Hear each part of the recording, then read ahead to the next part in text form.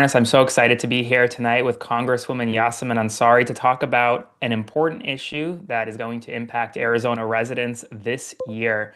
And it's important that we protect the vote right now. We have a historically unpopular president executing historically unpopular policies. Donald Trump is actively trying to rig the rules before voters even get a say. And tonight we're going to talk about why it's important to fight back. So, Congresswoman, welcome and tell us a little bit more about why we're here. Hey, Aaron, thank you so much for hosting tonight. Hi, everyone. I'm Congresswoman Yasamin Ansari. I proudly represent Arizona's 3rd District. And tonight, we have people joining us from across Arizona, but from the entire country as well, to launch a really important campaign called Protect the Vote Arizona. So we all know and we've seen every single day Donald Trump and Republicans in Congress try to rip away our fundamental right to vote and attack our democracy in real time. From the SAVE Act that could disenfranchise millions of people from voting, to Donald Trump's threats to nationalize elections and get rid of vote by mail. These attacks have been extreme. We saw the SCOTUS decision attacking voting rights as well. And so Arizona also continues to be on the front lines, because what happens in Arizona is that our Republican state legislature tends to copy all of the crazy things that Republicans here in Congress want to do. So we are seeing a massive attack on our voting rights in the state. We have Republicans trying to refer measures to the ballot that would restrict vote by mail, which has been trusted and verified and so popular in Arizona, used by Arizonans for decades. And so we are launching Protect the Vote Arizona. This campaign is very exciting and attempts to do 3 things. We are going to, first of all, defeat far-right extremist attempts to go after our voting rights in the state of Arizona. Second, we are going to enshrine vote by mail in our state constitution.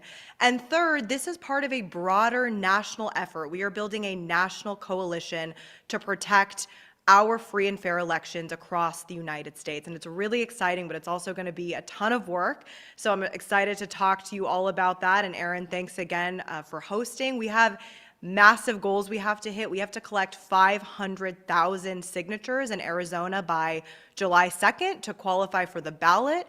And so we need everyone here tonight involved, engaged, because what happens in Arizona is going to set the stage for what happens across the entire country.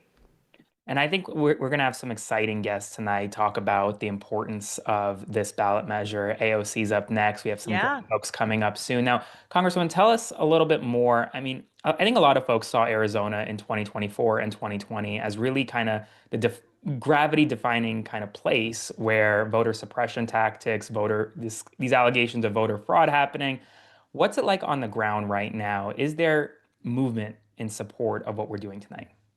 There is a ton of movement. So we have done polling, and the data backs us up very clearly. More than 80% of Arizona voters support vote by mail and support common sense voting access and voting rights in our state. People in Arizona, just like they do across the country, love to vote by mail.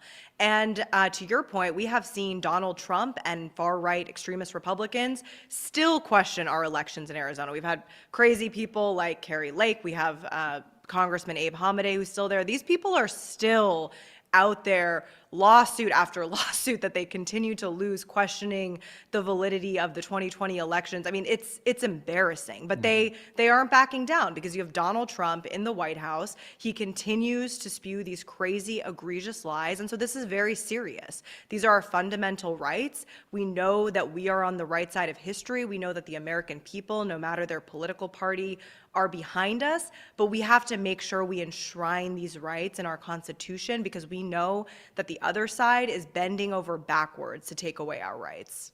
Now, what do you tell folks tonight who may not be from Arizona, who may be wondering, why should I care about this ballot initiative and what we're doing? What do you say to that? I mean, Arizona continues to be one of the most important battleground states in the country. We are always on the front lines.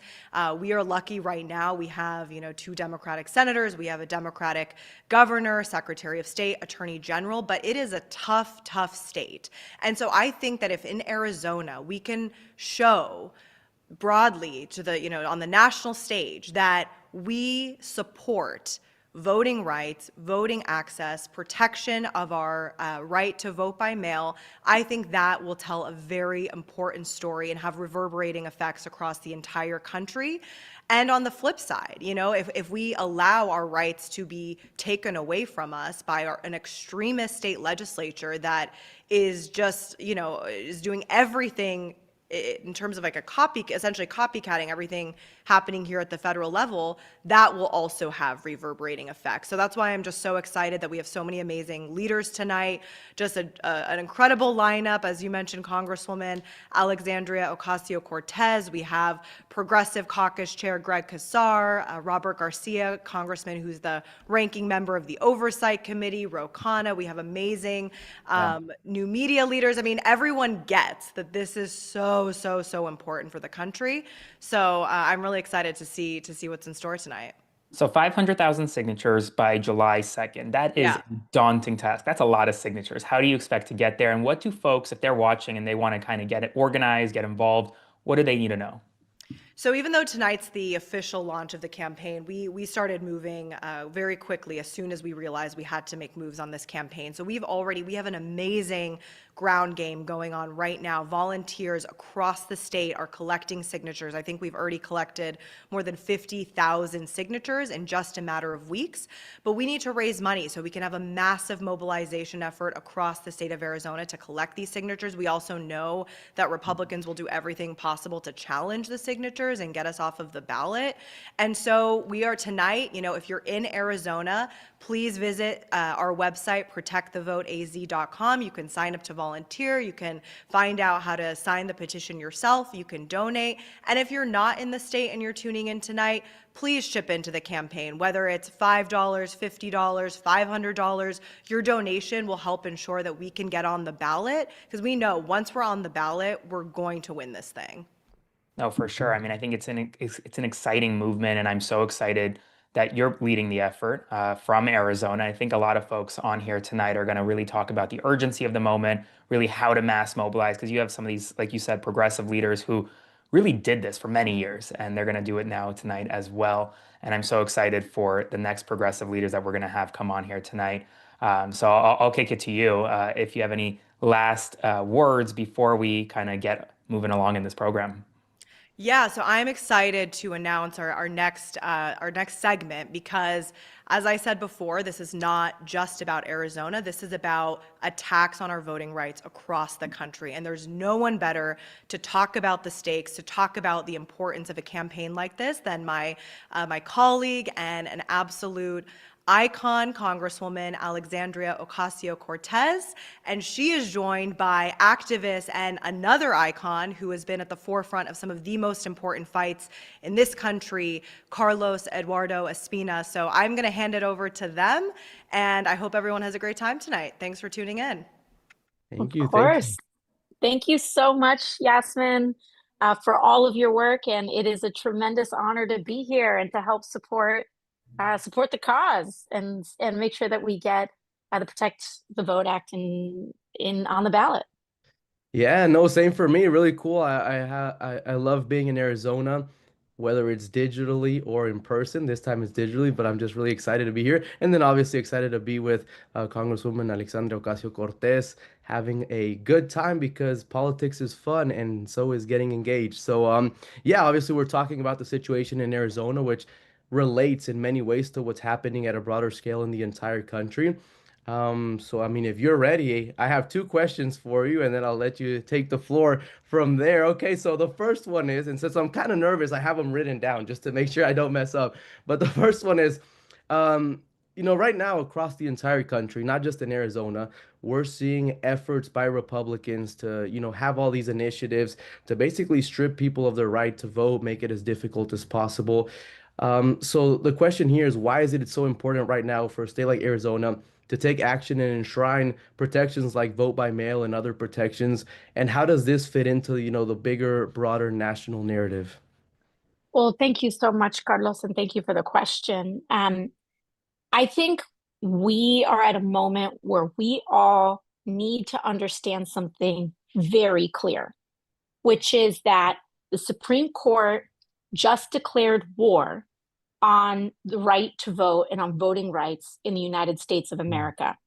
And this has been the culmination of a lot of work to try to separate and attack the right to vote on a state by state level, on a municipal level, and on a community level. And so, first, it's about eroding some of the racial protections from the Jim Crow South that were enshrined in the Voting Rights Act.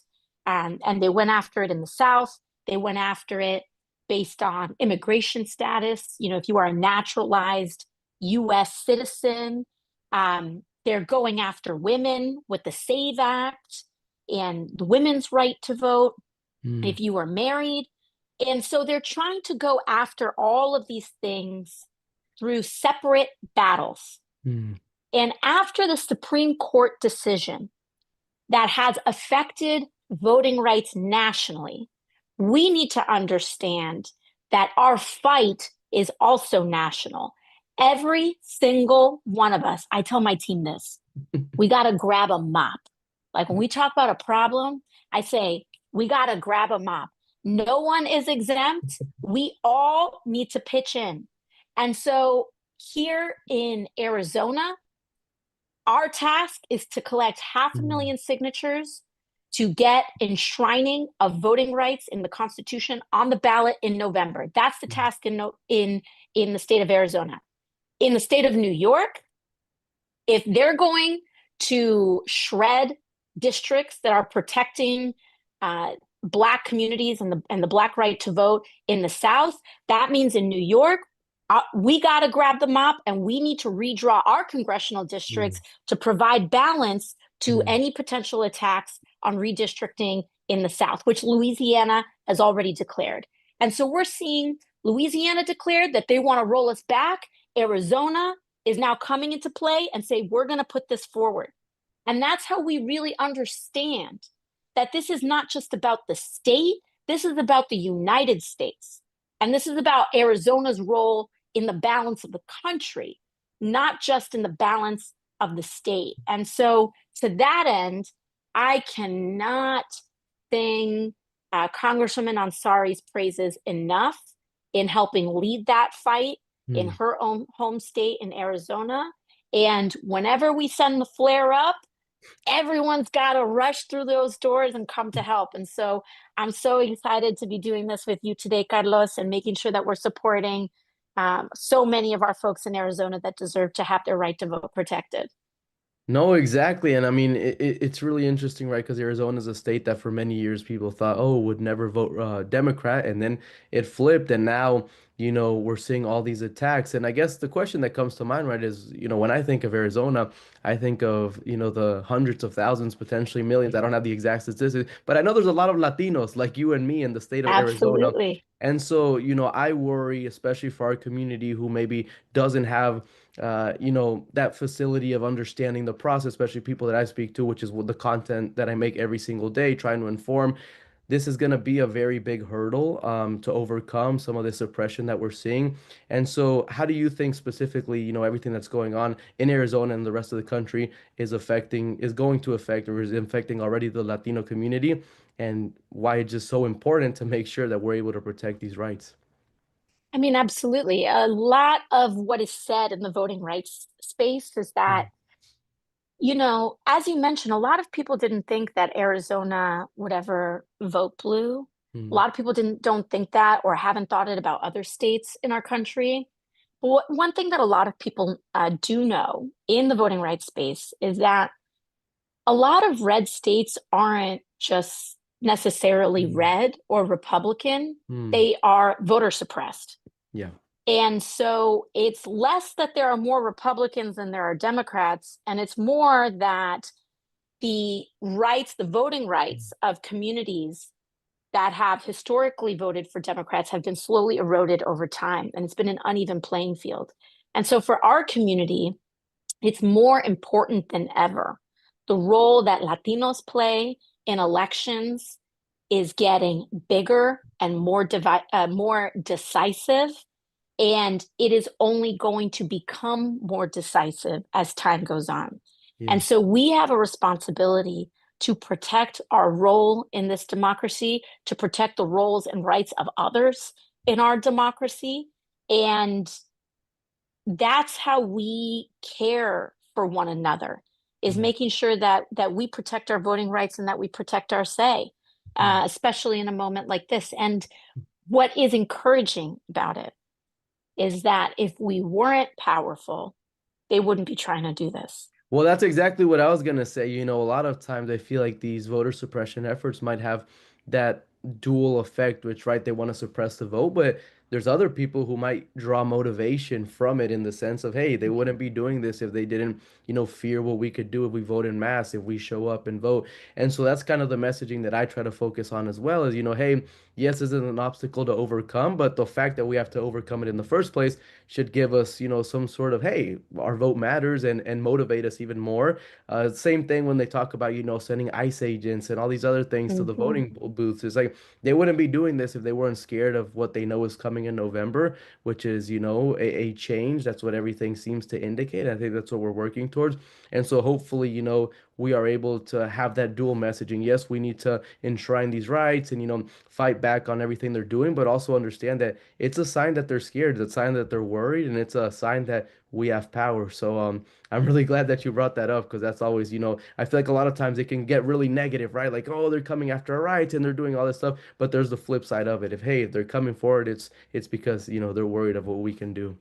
That's right. It's that our community is powerful beyond measure, and the Yeah. power of the people is powerful beyond measure. We saw that in Minneapolis this Yeah. year, right? When I started coming in, and it was people of all backgrounds Mm. saying, no, that's my neighbor, Yeah. that's my teacher, that's my coworker, and I'm not going to let you do this to them. And the power of all of us together is insurmountable. And Mm. as we saw, all of that organizing, ICE couldn't stand up to it. Yeah. And the politics couldn't stand up to it. Yeah. And, a lot of these folks, they want to awake a sleeping giant. Mm. And if they want to wake us up, pa'lante, Yeah. arriba, let's do it. No, I agree 100%, right? I think it's one of those things where they might be overplaying their hand in the sense of, hey, they think they can stop us, but these efforts, are thankfully, through events like this and other stuff that they're doing, are leading to more organizing, more activism, more people, standing up and, pushing back against everything that's going on. So I always try to see these things from a more positive lens, and I think that's the way forward. And obviously, with leadership like yourself and everyone else in Congress and other elected offices who are, pushing back, and especially, people who just are everyday working class people who are see what's going on and are sick of it or tired of it. And Mhm. I do feel hopeful despite everything that is going on. But that said, those are the questions. I mean, we could keep talking. I don't know if like Aaron's gonna jump in at some point and be like, we have to start talking or something. But there was I mean, if we have time, there was another thing that I wanted to mention, which I'm interested to see your take, right? And it's remembering that at the end of the day, just the immense privilege that we have to be able to vote. We know a lot of Mhm. people in this moment, right, who are being persecuted or living in fear, don't have that same right. And so, what I always tell people is, hey, we have to be the voice for those who can. We have to stand up for those other people who perhaps don't have the same privileges that we do. And so, just really, hitting that message home so people realize just how important this moment is. Because I always talk to people who might say, hey, well, my vote doesn't matter, or this doesn't matter, or, they're never going to take me into account. But it does matter. And like you said, it's being proven by the fact that they're trying to strip us of it. But bigger than that, we know that, in states like Arizona and other places, the elections are decided by 1%, 2%, even less at times. So I think that's really, if I had a closing message, it would be that just realize how important your voice and your vote is in this moment and always, but especially in this moment. Absolutely. We are difference makers. And we're even seeing in some of these special elections that are happening Hmm. how powerful and influential it is when people in places like where Mar-a-Lago is, or in places in the South, where people think Republicans would always win, there's no shot, Democrats have no shot. We are flipping in impossible places. Hmm. And the one note that I want to leave us on is we are allowed to have fun while we are Yeah. destroying fascism. We are allowed to inhabit joy, and we are allowed to cherish one another, and we are allowed to celebrate our victories. And in fact, oftentimes, and I think that is also maybe a cultural thing, the side that is having the most fun often wins. Yeah. And so, yes, this is a dire time. Voting rights are being stripped. Everything's too expensive. And we will have fun turning the page and making the crooked path straight, and making sure that we're turning a path towards justice, towards affordability, towards voting rights. We're allowed to do both of those things at the same time. So thank you, Carlos.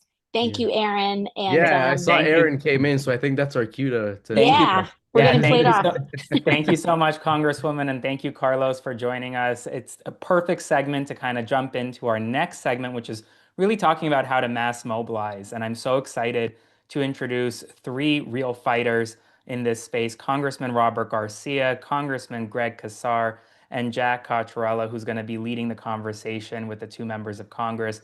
They're going to talk about really how the redistricting effort in other states have gone, and how Prop 50, for example, in California, can really lead the way to help with mass mobilization efforts. And I see Jack hopping in right now. Jack, how are you? Doing well, doing better now. Always good to see you, Aaron. Good to see you too. And I see the congressman right with us as well. I'm going to leave you guys to it, but thank you so much for joining us tonight. Thank you for hosting, Aaron.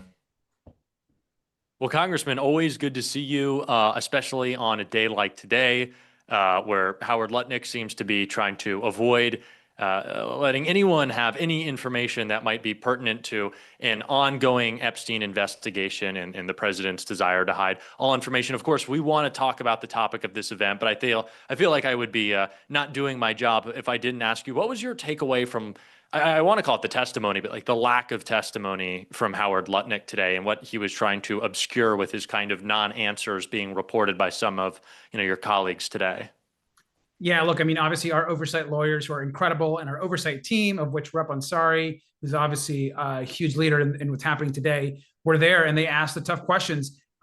We know that Howard Lutnick basically is a bold-faced liar. The man said he didn't talk to Jeffrey Epstein after 2005. Then he goes to his island, goes into business with him, communicates more with him, and actually visits his home, amongst other things. And so, look, why is Howard Lutnick lying? It's the same question why so many other Trump cabinet officials and others continue to cover up for the horrific abuse of women and children. So we are not going to stop till we get justice for the survivors.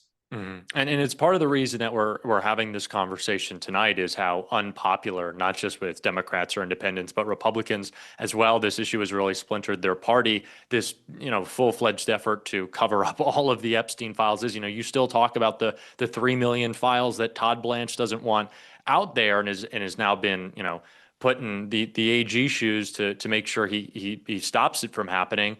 Of course, you on oversight are going to be doing work to make sure that he can. But right now, of course, Donald Trump sees how unpopular he is. He knows that he's not just flailing with MAGA, but he's flailing across the country. I think it's part of the reason why he is demanding elections essentially be canceled to redraw maps, or that Republicans do whatever he says to make sure that they are suppressing the vote. It is just as much of an effort to block voting and disenfranchise people as it is to make sure the Republican Party is still falling in lockstep. We obviously saw California hit back against this. What needs to be done aside from joining in on this campaign to make sure that mail-in voting can be protected in Arizona? What needs to be done by folks around the country to make sure that we're protecting voting right now? Look, first, what you're all doing here, obviously in Arizona, protecting the vote, protecting the right to vote by mail, ballot access, all of those, early vote, it's so important to the broader fight we have across the country. Look, in California, when Texas went to redistrict those states and those seats that Donald Trump demanded the governor do, California and our governor responded. We passed something called Prop 50, which basically did a redistricting plan across the entire state. It gave us 5 additional seats in response to what Texas did. For myself and I took on more Republicans, by the way, than any other Democrat in the entire California delegation. And so even though my seat is much more Republican now, even though it's still a blue seat, we have to take those sacrifices and take those risks for the broader good. If we don't have a majority in Congress, what's the point? We got to pass legislation. We got to stop the Trump administration. So Republicans, particularly those led by Trump in this MAGA party, are going to try to get us and to stop us from voting. They're going to make it harder. They're going to try to discourage people to vote. They're going to work and do everything they can to push back on this. And so it's important for us, like what you're all doing in Arizona. It's so ballot access, early vote by mail, ensuring people have information about how to vote is so important. And so what we did in California, we've got to continue to replicate. Other states are doing it. You saw what happened in Virginia. That's a direct response. We got to keep those efforts going. Yeah, and Congresswoman Yasamin Ansari is leading this charge right now in terms of fighting back against this Republican effort, because John Thune in the Senate, as we've talked about on my show a lot, has said that it's not really a priority to get the SAVE Act through because he knows it would likely fail, because it is that abhorrent that even Republican senators are saying, I'm not too sure about this. Part of that is abolishing the filibuster, which they don't want to do, but it's also just a bad piece of legislation. It would restrict voting access. It would seek to disenfranchise people. But Republicans bring this argument to all of the rhetoric that they use about restricting ballot access and your ability to vote. And they say, well, it's common sense to put these protections on because we want to make sure that people aren't voting illegally. It's not common sense what they're proposing. It's making voting more difficult, more costly. Can you rebuke and debunk some of these lies that Republicans usually tell, especially about your state when it comes to the way that they're trying to protect voting as this guise to actually crack down on ballot access? Yeah, let's be really clear. Everything you said is correct. Let's be so clear. There are so few verifiable acts of any type of illegal voting or some kind of voter fraud that generally does not exist across the U.S. It certainly doesn't exist in California. And the few times that it happens is so rare that it's caught and it's fixed. We should be really clear. The reason why in this country we have voting that is decentralized from the federal government is exactly for this check and balance system. Most voting takes place at the county level, at the local level, and it's local registrars, it's local county supervisors that are actually managing the voting process, or perhaps sometimes in some cases cities. And that's, so broadly speaking, states and the federal government are out of the process. And so there's no scenario where every single county registrar or voter is basically coordinating with themselves for some type of voter fraud. It's ridiculous. In places like California, the reason why they want to restrict the vote is they want to make it harder, plain and simple. We win elections. And when you think about the Constitution, right now they're saying, well, we only want US citizens to vote. Hey, I got news for everyone. Only US citizens can vote in elections. It is illegal for a non-US citizen to vote in an election. It's not possible. It doesn't happen. And so to say that is the reasoning is ridiculous. So they want to confirm, they want voter ID. What they want is they want women and others who haven't changed their last name to be stopped at the ballot box to make it harder for them to vote. You already need to register to vote, and there's a process for that. Let's make it easier, not harder to vote. Yeah, and if you want to get involved with that, I got to make the plug because this is so important. The work that Congresswoman Yasamin Ansari is chairing up here is so important. ProtectTheVoteAZ.com. There needs to be 500,000 signatures garnered in Arizona to make sure that this measure gets on the ballot. That is a lot of work. That is a lot of organizing. If I can push you a little further, besides the fact that this is important to get this cause done for the sake of this cause, that is also extra organizing that Democrats will be doing on the ground and one of the most important states in this midterm. So this is not just about this single ballot measure. As important as it is, this is extra organizing. This is more people getting trained to get out in the field. That is the type of work and reps and organizing power that we need to be putting in. So ProtectTheVoteAZ.com. Go support, even if you are not in Arizona, if you're not from Arizona. If you're a fan of the Phoenix Suns, it doesn't matter. Make sure that you are going and supporting. This is such an important effort, and we need to be doing everything we can. Donald Trump is clearly trying to interfere, steal, blow up our midterms. Let's make sure that he can't. It's the most important thing we got to do right now. Absolutely. And look, I want to give a shout out to Congresswoman Ansari as well. She's a member of our oversight committee team. She's doing a phenomenal job in DC, representing Phoenix, representing Arizona, and obviously is doing a great job with this effort as well. Yeah, doing incredible work. And I think that this is, I'm going to say, a campaign that I think everyone should be supporting. I'm going to pledge $1,000 matching donations to everyone who's going to go right now. We're going to be able to track it. So go donate, because I'm going to be matching your donation as well. We got to make sure, well-funded, well-organized, y'all get out there and support. And I think our friend Aaron is going to be jumping back in with us. Aaron? Thank you guys both. Thank you both so much. Congressman Jack, great to be here with you tonight. And yes, as Jack said, go to protectthevote.com right now and make sure to donate. Make sure to pledge your support for this movement. I think this is a great transition to our next guest, which is Congressman Greg Casar and Tommy Vitor from Pod Save America. We're going to bring them in right now. They're doing great work. Greg, Congressman, great to be here with you. I think we're going to bring in Tommy right now. Tommy, I'll let you take it away. Hey, thanks, Aaron. And I just want to say that Jack is way too tall in person, and it's offensive to me, and I would like it to not happen anymore. My name's Tommy Vitor. I'm one of the co-hosts of a show called Pod Save America. I'm also one of the millions of citizens in this country that are very worried about Republican voter suppression efforts that are happening all across the country, especially in the wake of the Supreme Court decision about the Voting Rights Act, where they just gutted it. Thank you for inviting me to be a part of this. Thanks to everyone who joined the stream.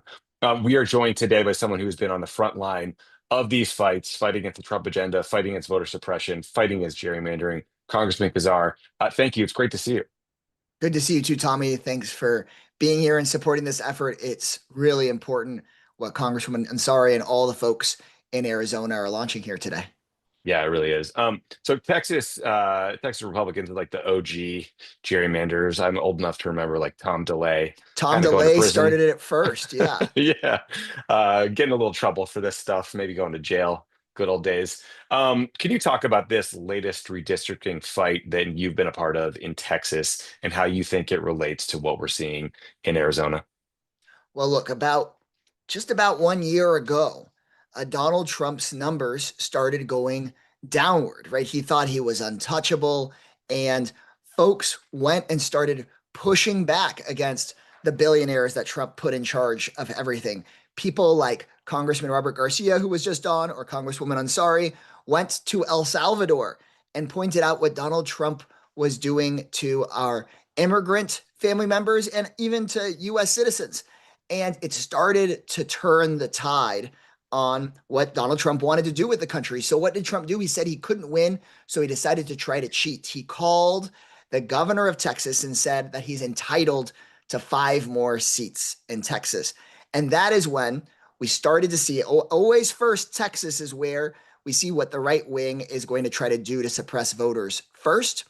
And so they decided to try to carve Texas up.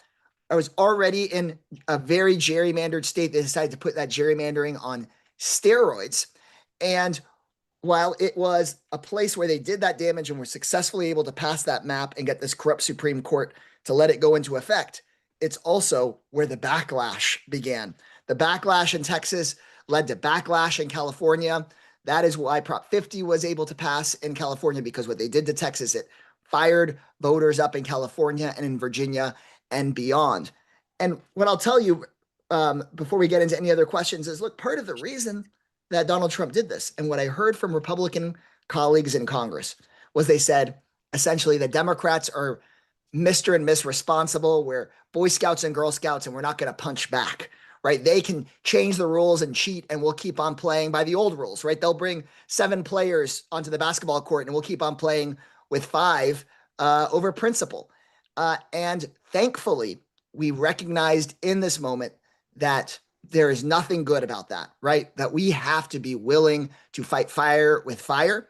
And I think ultimately we've got to be able to do is to say, we will strike back in other states if they keep gerrymandering in some states, but then with the promise of, if we take back power, banning gerrymandering nationwide, ending super PACs, crushing this kind of corruption and voter suppression, and creating a system where voters decide who their politicians are rather than the other way around. Well said. Yeah, I mean, as you said, the Republicans started this fight, this mid-cycle redistricting fight in Texas. California responded.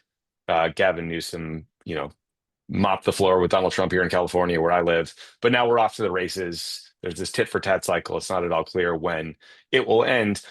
How do you think progressives in Congress think we should respond to these gerrymandering efforts going forward, in particular, in the wake of the Supreme Court's ruling that just gutted the Voting Rights Act? Look, we have to recognize that the Republicans will change the rules, that the billionaires don't, they don't say, well, this is the way that things are, and so we're just gonna leave it that way. They were willing to overturn Roe v. Wade. They've been willing to overturn the very parts of the Voting Rights Act that people like MLK marched and died for. They're turning back the clock on things that we thought we had won 60 and 70 years ago. So we have to be just as ambitious in our quest for good as they have been willing to be in their quest for sending us backward. In my view, if we need to both hold Donald Trump accountable, show how bad he is, but then also have a positive vision for people, show people what Democrats are for, show people that we believe that you should have an affordable life, be able to take care of your kids, pay for housing, your childcare shouldn't cost as much as your rent payment, your mortgage payment does, be able to save some for retirement, take a little bit of vacation, have your basic rights back, and win on a positive affirmative platform. But then when we have power, be willing to use it, not have the filibuster in our way of passing civil rights, not just let the Supreme Court do whatever it is they want. Take on those powers that be and pass the John Lewis Voting Rights Act, permanently ban gerrymandering. Do something with that power when we have it, because I think voters are looking for that kind of strength from us. And if we don't, we can see how much worse things can get. Yeah, amen. And it could always get worse, as we've learned in the Trump era. Well, listen, I think that is all the time that you and I have here. I just want to say thank you to everyone for joining. If you live in Arizona, make sure you sign the petition to codify this fundamental right to vote into the Constitution in Arizona. You can do that at protectthevoteaz.com. If you're watching and you don't live in Arizona and you know somebody that lives in Arizona, text them, call them, check in, say, hey, how you doing? How's your family? How are your kids? Then tell them about how important this issue is. This kind of relational organizing is the future of everything we're doing here, and is so, so important. And then if you want to donate or you want to volunteer, again, go to protectthevoteaz.com. They have lots of easy ways that you can get involved. This is really important, just as important as what just happened in California with Prop 50, where we showed we can win. So thank you, everybody, for caring. Big time. I know I hear from people all the time, Tommy, like, what can I do? And this is something that you can do in Arizona. I know a lot of folks feeling like, what can my elected officials do? I've found that it's everyday people, like the folks that can sign a petition in Arizona, or go vote in California, or go march in the street in Minnesota and Minneapolis after what ICE did there. It's the people, I think, that are going to get us through this. So this is something you can do. Amen. Well said. Well, I think, Aaron, we'll be back to you now. Yes. Thank you both so much, Tommy, Congressman Kassar. Great to have you both tonight. Thank you. Like Tommy said, make sure to go to protectthevoteaz.com right now if you can. And I'm super excited for our next panel. One of my favorite members of Congress is on, Congresswoman Adelita Grijalva, who is the reason we have the Epstein Files discharge petition passed. She was the last signature Congresswoman. Great to be here with you. And also one of my good friends, Katie Fang, an amazing independent journalist. I'm going to let you guys take it away. Katie, Congresswoman, thank you so much for joining us tonight. Thank you. Thanks, Aaron. Congresswoman Adelita Grijalva, you represent Arizona's 7th. You are, by all accounts, a fighter. I wanted to make sure we had this conversation because people need to know where you just came back from. And the reason why it's incredibly relevant to making sure that we keep a strong stance against these ridiculous draconian immigration tactics that we have seen from Republicans. So Congresswoman, would you just let people who are tuning in right now understand where you just came from and why it's so important to make sure that we have the right representation? Well, I'm Adelita Grijalva, and I proudly represent Arizona's 7th congressional district. So we have the 300 miles with the U.S.-Mexico border right here in this district. And I just came back from Dilley, Texas, and was at that detention facility. And it is the only facility in the nation that houses moms and children, families, in theory, together. It was traumatizing. And I think that once you go to any of these spaces and talk to people, see what is going on, you can't unsee it. And it is our responsibility to protect people in our communities, like the DACA student that is in detention waiting, a professor and her husband, also a professor, where DHS just pulled their security for no explanation whatsoever. A mom who has an 8-month-old baby in NICU, like right now, and cannot get a hold of her husband to find out what's going on. Those are the stories that we, like when you go in there, they're ready to tell you, and all they want is for you to be able to help them. It is something that it breaks your heart. I can't look at these moms in the eye and not cry with them, because I think about, what if that were my baby? What if that were my niece, my nephew, and I couldn't help them at all? And that's the kind of stuff that what we're trying to do here with this Voting Rights Act is really is the elimination of the Voting Rights Act by the Supreme Court is going to devastate communities of color, marginalized communities more than any. And that's my community. That's the one that I represent, and I proudly lived in my whole life. And this is the reason why we are spending time talking about Arizona specifically. Arizona, I want to remind people, has had a very unique space when it has come to voting. Arizona, since 2004, has been a show your papers state. And then it also recently had citizenship purge laws enacted as well. So Arizona is already operating from a place of stricter, right, voting enforcement and restrictions. And so for Arizona to now be facing the possibility of having illegal gerrymandering and redistricting, when Arizona has an independent redistricting commission that should be allowed to do what it's supposed to do, but we've seen how they're going to try to change things because of the Supreme Court decision. So Congresswoman, you know, this is your state. This is your home. How important is it for people to understand that protecting the vote in Arizona really is the epicenter of us having to focus on things right now? Well, what we see, especially in Arizona, is that this is where these horrible laws come from. Yeah. Like we're the petri dish of what these look like English only laws and attacks on people and, you know, stereotyping people and targeting people because of what they look like. That's something that's been a reality here in Arizona, and especially Southern Arizona, for a very long time.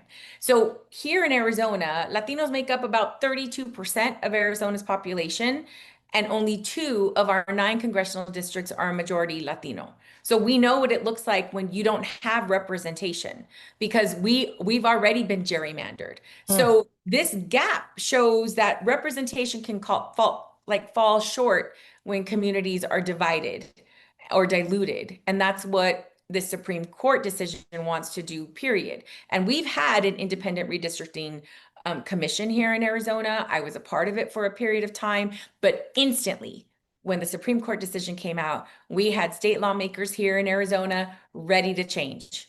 And that's the kind of pushback that we have to protect this space, because it's just like proposals like the SAVE Act are going to make it significantly harder for eligible voters to register and to vote. And then we hear, you know, this threat from Homan just recently about, we're going to put more force into your communities, especially those Democratic communities that, you know, are showing like we're welcoming to people. They want to make sure that you know, the presence is felt there, and it's all about voter suppression.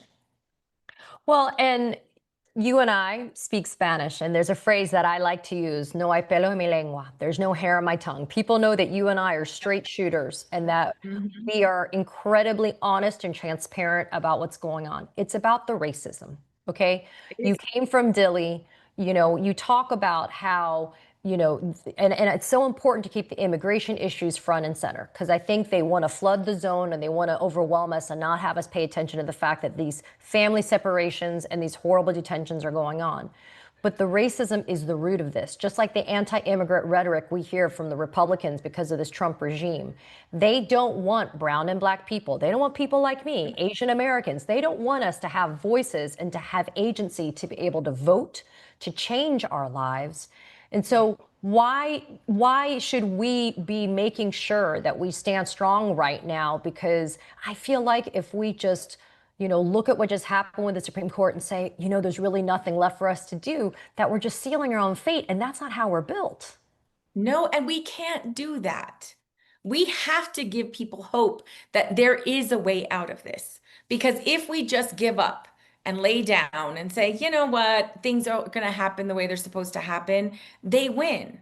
Because if we keep to the same rules that have been established, Republicans know that they're going to lose. That's why they keep changing the rules. That's the only reason why we're in this situation right here. They know that our message is resonating with people, and we have to continue to organize, fight back, protect the right of every American to participate in our democracy. That's the way it should be. So that's why all of us are here tonight. That's why we're here. And Protect the Vote AZ is a way for us to get involved. ProtectTheVoteAZ.com. You have to go there. You have to volunteer, because as one of the people that is here representing Arizona, Arizonans, we know our power. We know we have never backed down from a fight. We're not going to back down now. We have to get people excited about people power, because that's the only way we're going to win this and get ourselves out of this. We also need to get 500,000 signatures from Arizonans by July 2nd on a petition. Congresswoman, we're having this conversation. It's being broadcast all over the country, all over the world. People are tuning in and they understand and they hear us, but especially to those that are in Arizona, how important is it for them to go and sign this petition by July 2nd? It is our job. It is what we have to do. This is not a joke. Protecting our democracy and right to vote, the ability to be able to vote by mail, the ability to not have to show a passport to vote, that's what's at stake here. And what they want to do, especially if you are in underrepresented communities, you're a person of color, you are not at the upper echelon of the money makers, we're the ones that they don't want voting. So we have to show up and show out and bring people with us. So I'm literally here at our headquarters because that's what we're going to be doing. We're going to be getting signatures, knocking on doors, getting people motivated and excited to fight for our democracy. That's what we have to do. And there is no way that we can be silenced. We are the resistance. We are the power that is needed in this moment, and we need each and every one of you to get it done. Well, Congresswoman Adelita Grijalva, it is always un placer to pasar tiempo contigo. It's a pleasure always to spend time with you. Aaron Parnas is here to be able to escort us out of this Zoom room, but I just want to say thank you. Go to ProtectTheVoteAZ.com and make sure that you get involved. And if you're in Arizona, you heard the Congresswoman, she told you it's your job. You got to get that signature on that petition. Let's do this. Hasta la victoria. We can get it done. Congresswoman Katie, thank you so much for joining us tonight. This next panel is going to be a really good one that I'm really excited for you all to listen to.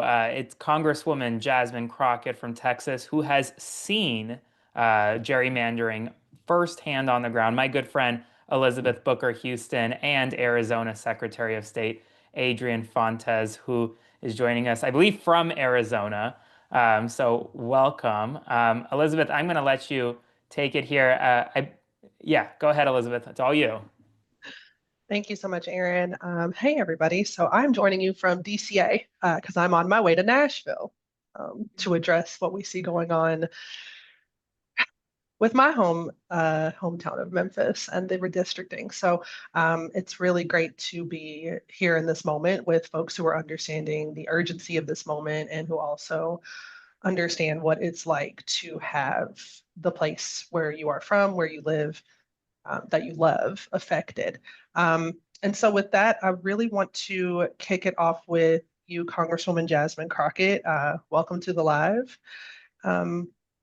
We saw a lot of what was happening on the ground in Texas. And, you know, I got to be there in Austin watching what was going on with the gerrymandering in Texas. Can you talk about and then not just that, but also we saw with the voter suppression in Dallas during your primary. So I was also there for that. And witnessing that was just very sobering. Can you talk about the elimination of voting centers? What kind of barriers are you seeing in Texas that are popping up and who's getting hurt from that? Yeah, so first of all, let me just say thank you so much to the Congresswoman for organizing this. Obviously, I don't represent Arizona, I represent Texas, but you just heard from the incomparable Adelita Grijalva. And obviously, we have the Secretary on as well. But I just want to say this. The reason that I'm on tonight is because what impacts one impacts all. It is time for us to get out of these silos of this ain't my business, this ain't my state. Unfortunately, most bad ideas come out of Texas.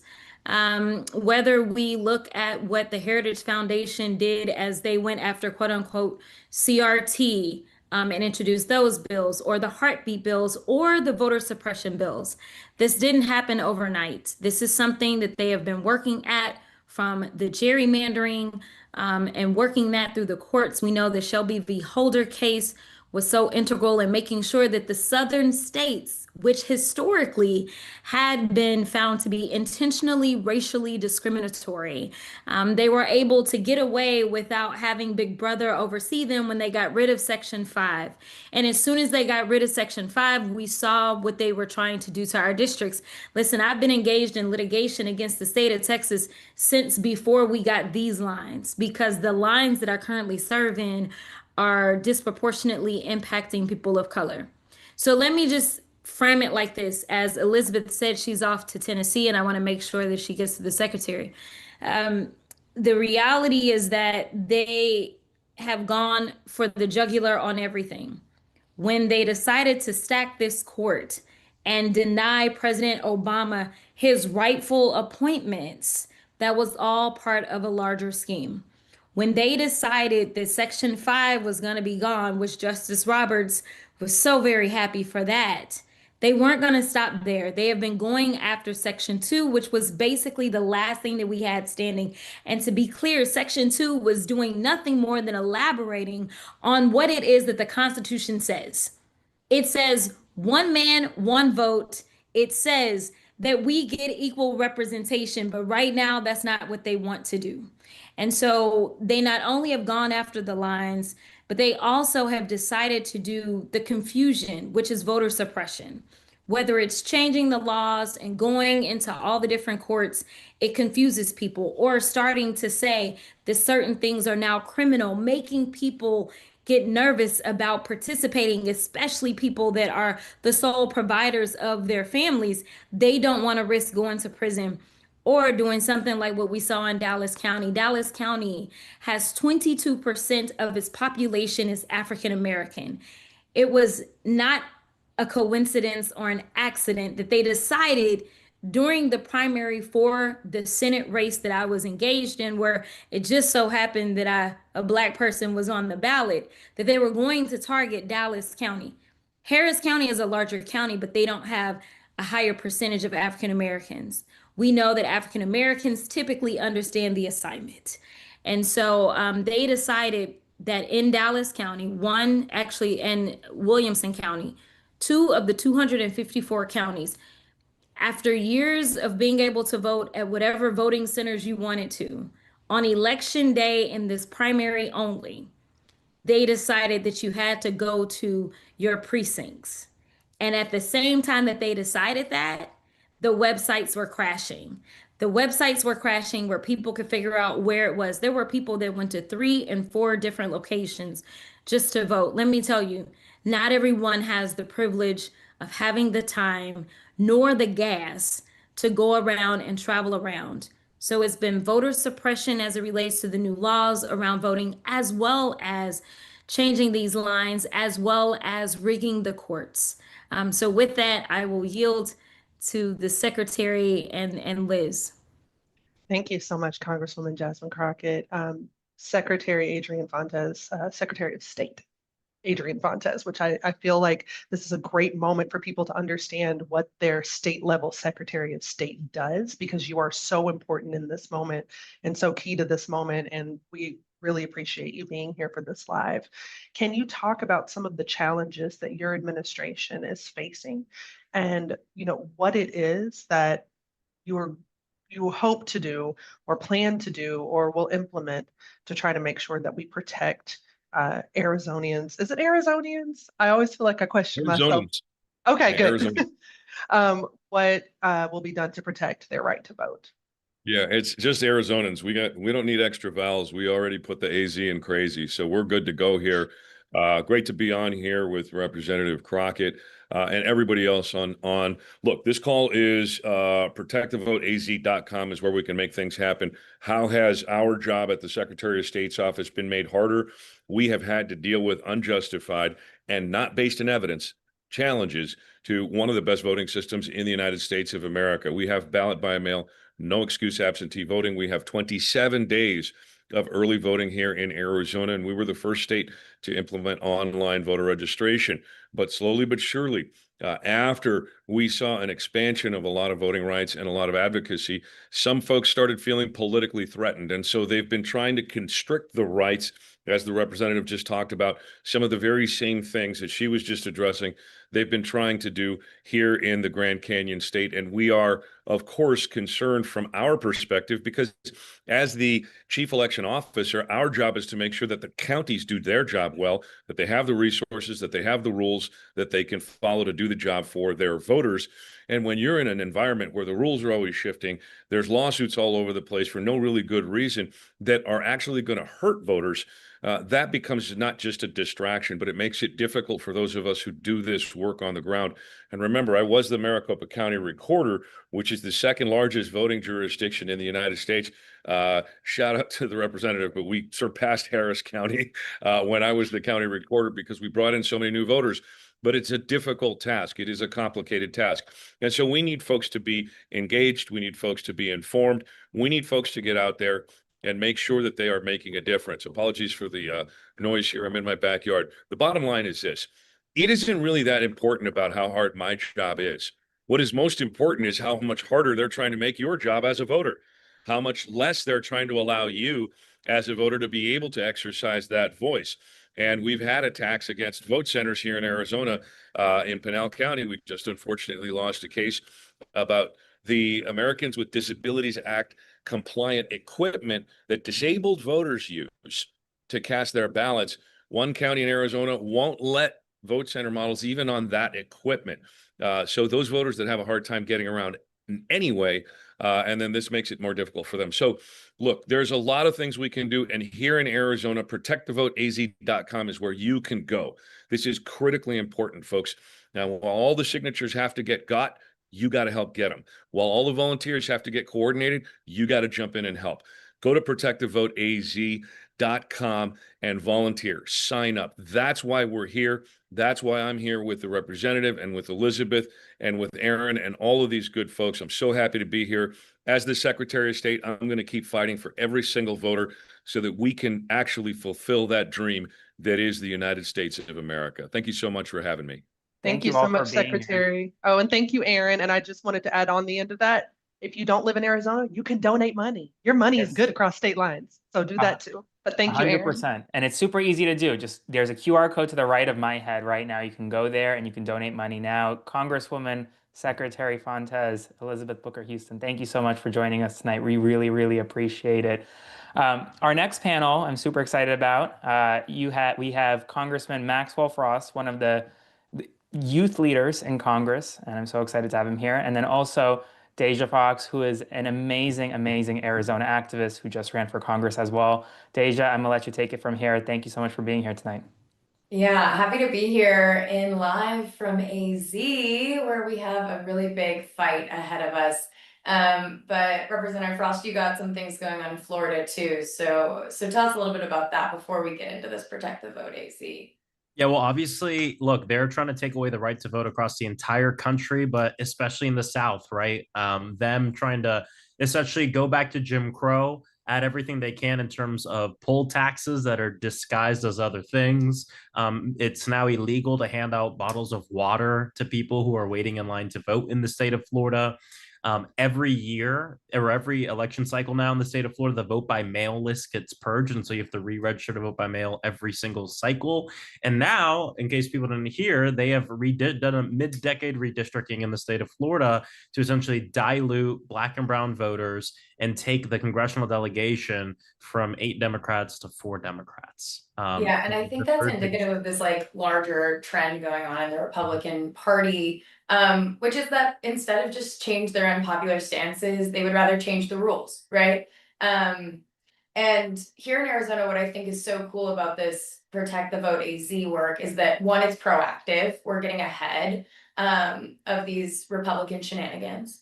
It's community led, and you mentioned mail-in voting. One of the things that Protect the Vote AZ would do is enshrine mail-in voting in Arizona's state constitution, which is so important, and something that is, I think, I mean, it seems common sense, right? Oh. So many folks like me grew up seeing our parents vote exactly like that or vote in person early. And so, you know, I want to ask you a little bit about how this affects young voters differently than it might affect other people, whether it's in Florida or in Arizona. How do these attempts at voter suppression impact young people?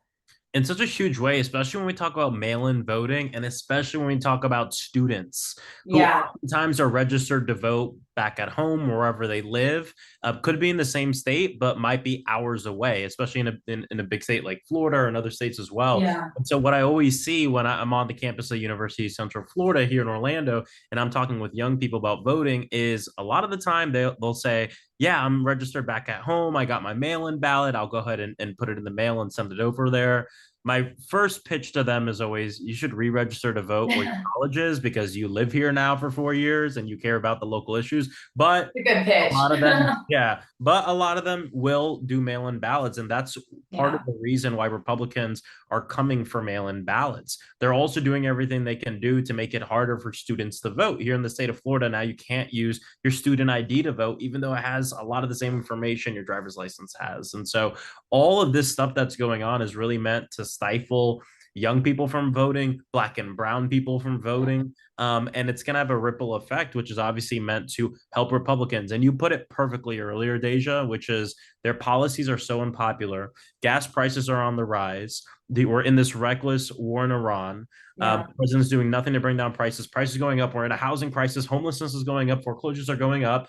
And instead of saying, let me do something to help people, he's saying, let me cheat, gerrymander, and suppress the vote. And so I love this campaign, and I love Protect the Vote AZ because you guys are being proactive. You're not waiting until the bad bill is getting ready to be signed. You're not waiting till the bad bill is like about to be in the legislature. You're saying, let's do it now because we know they're going to come for our vote. It's a matter of time. And every state should really follow this plan that you guys are doing in Arizona to protect their vote. Yeah, and it is something that's so actionable and tangible.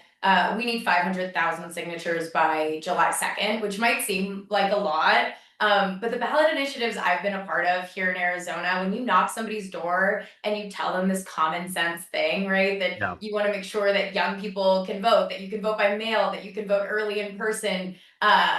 People are really willing to, one, open their door, two, talk to you, three, sign. So a little call to action before we come to the end here. If you haven't signed and you're an Arizona voter like me, make sure you do.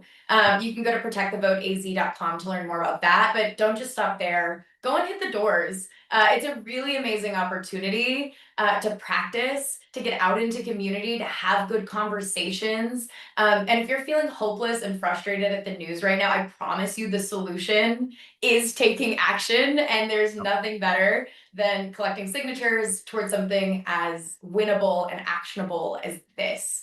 I want to share Asterix's personal story that I left Arizona for college. I went to the East Coast and I absolutely was a vote by mail queen. And if I hadn't had that option, I was a first gen low income student. Ain't no way I had the money to fly back home to vote, right? That just wouldn't have been a possibility. And that doesn't mean that our young folks shouldn't have the opportunity to have their voice heard or be a part and participant in their communities. So I'm so glad you lifted up that real life example because I think it gets lost in the wording, right?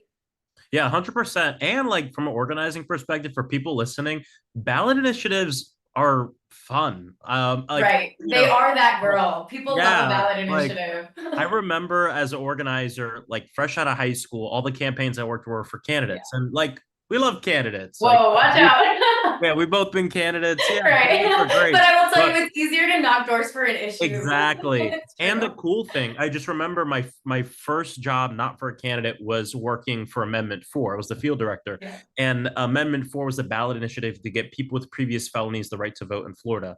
And it is to this day still one of the most proudest moments of my life being a part of that, but also just getting the knock on every single door, not just Yeah. Democratic doors, not just Republican doors, but every single door to talk to people about what we believed in, despite what their party registration is or who they voted for, taught me so much as a young organizer and as a human in my community about what people around me cared about and why they cared about it. And you'd be surprised at all these divisions that people put us in, all these boxes people put us in. But at the end of the day, when you come to the door with a common sense solution, not a D versus R or this versus that, but hey, like, what do you think about this idea? People get excited, and that's a really great way to build power in your community. So when you're out knocking doors for this, I mean, it is honestly one of the most empowering things to do. So definitely sign up. Don't exit out of this live stream until you've made the commitment to do something to win this campaign. If you're in the state, you should go knock doors. If you're just around the state, you should also go knock doors. If you're very far away and you can't get over there, donate money. Donate It's money. all going to be Yep. helpful in protecting the vote. in Buy Arizona. water bottles for some door knockers. It's Yep. hot out here. We're over 100-degree days already. But that's never stopped us before. But dry heat or humid heat? What's better? You know what they always say, it's a dry heat. So get out and knock the doors. Mm-hmm. But you know, I couldn't agree more that outside of what we see on the news, right, in these debates, or TikTok and our algorithms, when you really get out at your doors, when you get out into your community, when you talk to your neighbors, we agree on so much. And this Protect the Vote AZ stuff, when it comes to mail-in voting, when it comes to voting early in person, common sense voter ID, this is something that you and your neighbors agree on. And so if you're looking for some hope core right now, if you're looking for some common ground in a moment where it feels like there's not much, this is the place to find it. So don't let it pass you by, you know. I know I'll be signing up to knock doors. Hopefully I'll get to see some of you out there. Maybe we can get a little crew going. But we can't unless you sign up to volunteer. So go to Protect the Vote AZ, make your commitment to get out there, sign if you haven't already. And if you're in another state, like we said, pitch in some money. Folks need popsicles and water bottles. And all the things Literature, while they're all out of that. there. What is the other one? What else do we need at the doors? Literature, Literature. right? Of course. What keep- else, Aaron? What do we need at the doors? Literally just your presence, right? Like you got to get out there, get on the ground, make your voice heard. Go do it. That's a Deja, sweet answer. You're like, your smile, your energy. yes, we're gonna have a fun time. Deja, Congressman, thank you so much for joining us tonight. Thank you. Thank Talk to you. you soon.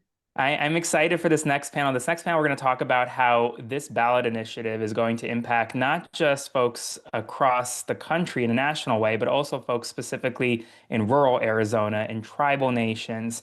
We have House Minority Leader Oscar De Los Santos joining us, Gila River Indian Community Governor Stephen Rowe Lewis, and my good friend Jolly Good Ginger, who has been really fighting the good fight here in the DMV area. So we're going to bring them in momentarily, and we're really going to talk about really the urgency of this mobilization effort and the reason why folks need to go to protectthevoteaz.com or click the QR code to the right of my head, because there are so many barriers to access right now for folks across the country to get to the voting booth, to get to the ballot, to make their voices heard. And what we've seen over the past week is they're trying to make it harder. They're trying to make it harder to vote, especially for folks who in Black and brown communities, in rural communities. They're trying to make you drive further. They're trying to gerrymander these seats across the country. And so that's why what we're doing tonight in Arizona is so important. So yeah, I mean, I think we're gonna, let's bring in Jolly and the rest of them right now if we can. And while we're waiting for all of them to come in and talk about rural communities and tribal nations, I do want you to go to protectthevoteaz.com, make a contribution. It could be any amount, truly small, large, whatever you can do. Let's do it. Here is House Minority Leader Oscar De Los Santos. Thank you so much for joining us tonight. For having me. Jolly Good Ginger, my good friends right here. Jolly, how are you? Hey, what's going on, Aaron? How? I think, Jolly, you just muted yourself again accidentally. All right, am I unmuted now? Yeah, you're unmuted. I'm going to let you take it from here, Jolly, all right? All right, thanks, Aaron. Good to see you, by the way. Good to see you. So, as somebody who's been, I don't know, out on the streets a lot, fighting, using my First Amendment right, to speak out on what I think is wrong in the government, to speak out on what I think is wrong in policy, and to demand better of our elected officials. I think the most important First Amendment right we have is that to vote. I think that if we've learned anything from the Trump presidency, it is you get what you vote for. So it's important to get out and vote. What concerns me right now, and I have two really smart gentlemen here who could articulate this subject way better than me, and I would love to hear your opinion on this, is what concerns me is watching what's happening as we approach the midterms. We just saw the Supreme Court gut the Voting Rights Act, which is a whole conversation by itself. We just seen Louisiana governor declare or write an executive order during a state of emergency to stop an election in progress. Tennessee, Alabama having the same conversation. Other states having the same conversation. So now we zoom in here. We find ourselves in Arizona. You guys are literally on the forefront of this battle. And Governor Lewis, I'll take it to you first. What is your concern as we approach election season, especially as it pertains to Arizona and getting out the vote? Right. Skug Hudnick, Governor Stephen Earl Lewis of the Gila River Indian Community. I think this is what we're hearing throughout tonight's program, is that Arizona is a critical state for actions to both encourage voting and, we're seeing efforts to suppress voting. Tribal nations, 22 tribal nations here in home to Arizona are part of that fight. And many of you already know that our tribal members were the last to be granted citizenship in the United States in 1924, which allowed voting in federal elections. But it took another 24 years later that natives in Arizona were permitted to vote in both state and federal elections, everyone, because prior court decisions in Arizona determined that we were under federal, not state guardianship. So we know that the right to vote has been hard fought by our veterans. Native Americans have served the largest percentage of any group in the United States, went over to wars where they weren't even citizens yet. And so we know firsthand what it is to have suppression efforts targeting our tribal communities. And we know how important it is as tribal governments, as a tribal leader, to elect representatives, right, for federal and state office who will sit across us from us at the table and recognize who we are as sovereign and respect that government to government relationship. And, efforts to require additional identification outside of our tribal IDs would put burdens, right, on our members, right? As natives, enrollment in federally recognized tribes should be sufficient enough to show that we were born in the United States as the First Nations, the indigenous people. Now, efforts, right, to take away mail-in voting or online registration serve only one purpose. I think we all know that, to make it harder for our members to vote with the goal of suppressing our voice. Governor, I couldn't agree with you more. You've worded that perfectly. That is literally a great setup for me to toss this to you, Representative De Los Santos, because you're there. You're in the governing body, and I know I talk to a lot of Democrats on the Hill. Surprisingly, the Republicans on the Hill don't have a lot of conversations with me, but I mean, I hear from other Democrats that you understand the urgency of what's happening right now, and that, quite frankly, they're after the vote. They're after this election. So, I mean, what can we expect, I guess, from not only our electeds in the federal office, but just across the country? What can we expect to fight back against this? Yeah, I mean, well, first, thank you, Jolly, and thank you, Governor Lewis. It's a great honor to be here with you today. I want to be very clear about a quote that I think exemplifies what we're up against. One of the Republicans in the Arizona House of Representatives, who's sort of the ringleader on all of the voter suppression, on all of the anti-mail-in voting, on all of the anti-early voting efforts, was in the press quoted as saying he wants to put a, quote, bullet in the head of mail-in voting. I want to repeat that because everybody needs to know what we're up against. A, quote, bullet in the head of mail-in voting. So that is what we're up against.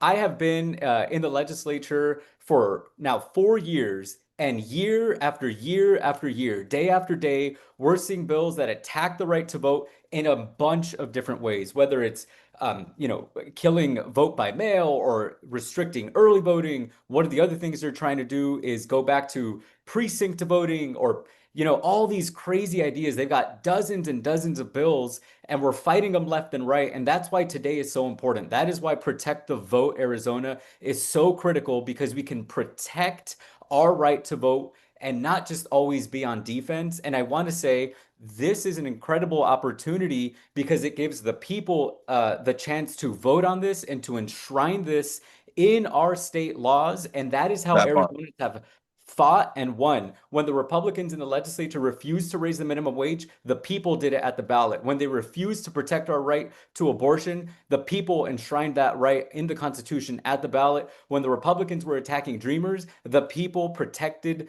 Dreamers at the ballot. So this is a battle-tested method on how we can win. I'm going to say this as a veteran. I participated in the Iraq and Afghanistan. I call them occupations. I no longer refer to them as wars. But I participated in that, and I raised my right hand, and I joined the military. But I also, even prior to doing that, when I turned 18, was required to register in selective service, into the draft. And there was little to no barriers for me to do that. Now, they've changed the draft registration to automatic.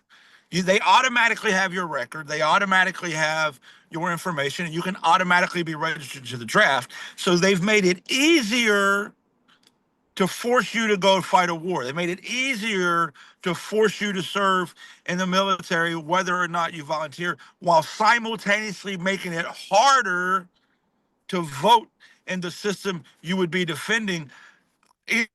Either one of you gentlemen, but how do we defend these actions other than calling them what they are? This is suppressing your vote outright. Well, I mean, what I wanted to say is, all of these new potential measures, right, are obstacles and they're barriers. In some cases, tribal members would have to travel a significant number of miles to vote in person, right? Right. Our elders may not be able to spend an entire day traveling to a polling location hours away and standing in line to vote, even getting there. These aren't measures intended to make voting more transparent. I think we know that. Our system is already safe. These measures are intended to suppress our voice and to have those decisions of representation made by others. And that's why we're here tonight. So, we have to work together. All of us here tonight, all of you participating, we're relatives here. We're tied together under the Constitution, under the history of the United States. This is probably one of the most pivotal times in history. And if we don't stand up in this next election, this next election will make sure our voices are strong and our voices are counted. When we stand together and fight, we will have lost. And if not, we'd have lost one of the most core foundational rights that we have as citizens, and that's our right to representation. In the end, what I want to say too, which is important though, I know we talk about the politics of it, but really in the end, this is not a partisan issue, right?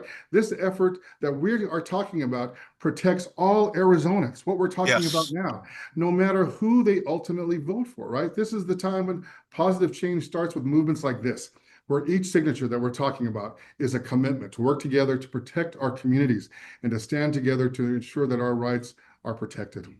This is a fight that's been, by the way, getting set up since 2020. There's the claims of a stolen election, and Arizona was on the forefront then. And I think now we're seeing it come to a head where people let this go on too long. So you got a good point. Like, if you don't fight now, there's no fighting later. Go ahead, Representative. I apologize.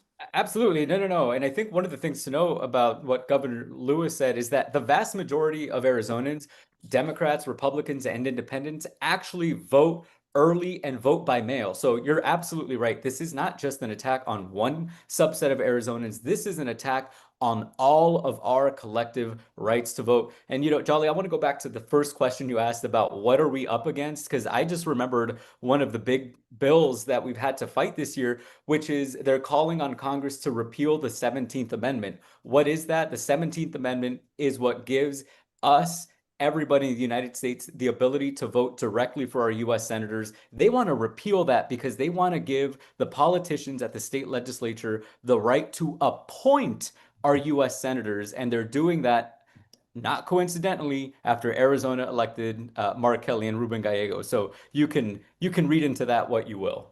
And I think that's a great segment to our next panel, especially because we have Attorney General Chris Mays joining us talking about the legal fight that's going to be happening right now. Governor, Representative Jolly, thank you so much for joining us tonight. Really great panel. Really Thank you. appreciate it. I'm excited to introduce Arizona's Attorney General Chris Mays, Congressman Greg Stanton, Joy Reid, and candidate for Congress Harry Dunn for this next panel to talk about winning the legal and political fights. So Joy, I'll let you take it from here. Well, thank you very much, Aaron. It is great to be on with all of you. I just saw Jolly go out the door, one of my favorite faves. And so all of you guys are terrific and appreciate all you there. I see my friend Harry Dunn here in the corner with me. And all of you are in this fight for the right reasons. Arizona, back when I was working in campaign politics and took a break from news, it was the state that we had our eye on the Democratic Party side as one of those future purple or blue states. And, you know, in Florida, which is such a problematic and difficult state to do elections in, at the end of that 2004 campaign, where our group, America Coming Together, was sort of watching John Kerry kind of spiral into losing the election, we were like, what do we do with our remaining funds? And the idea that our leadership had in Florida was split the money between Georgia and Arizona, because in our, even back then, we knew those were the next two states. And if we knew that, Republicans knew it too. And their fear of Arizona becoming a blue state that they can no longer get back is part of the reason that they want to subordinate Arizona's voters, who are largely Latino, a group that they thought they could count on because of 2024, but which they're not so sure about. They're not so sure they can trust.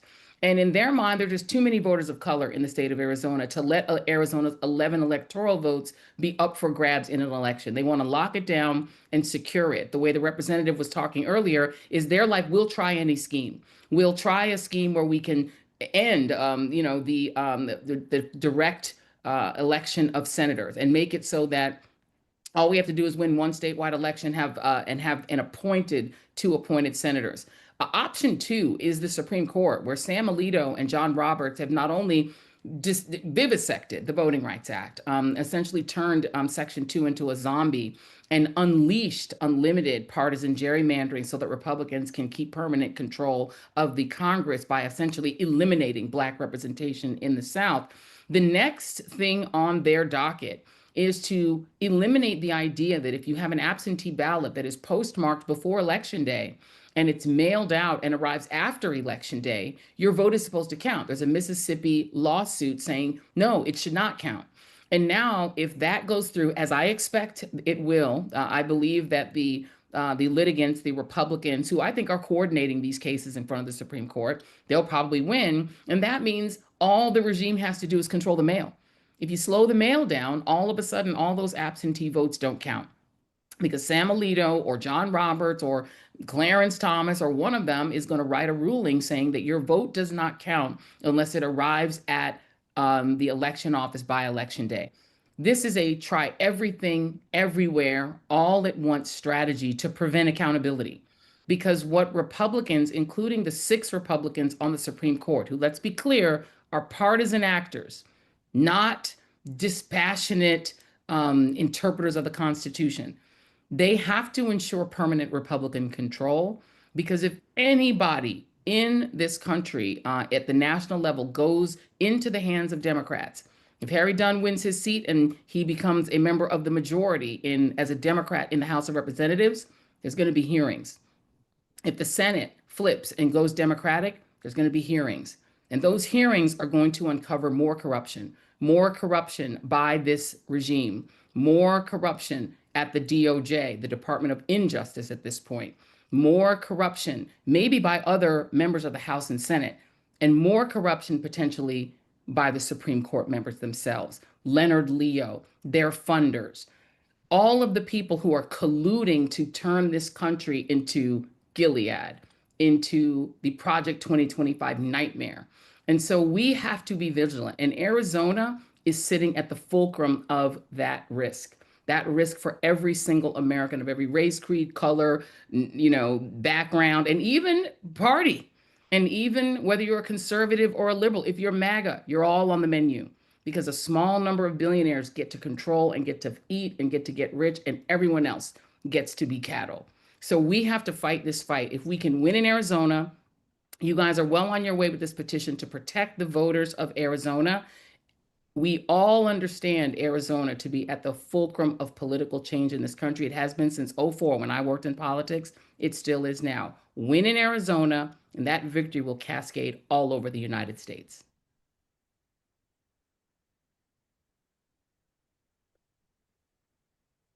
Throwing it back to you, Aaron.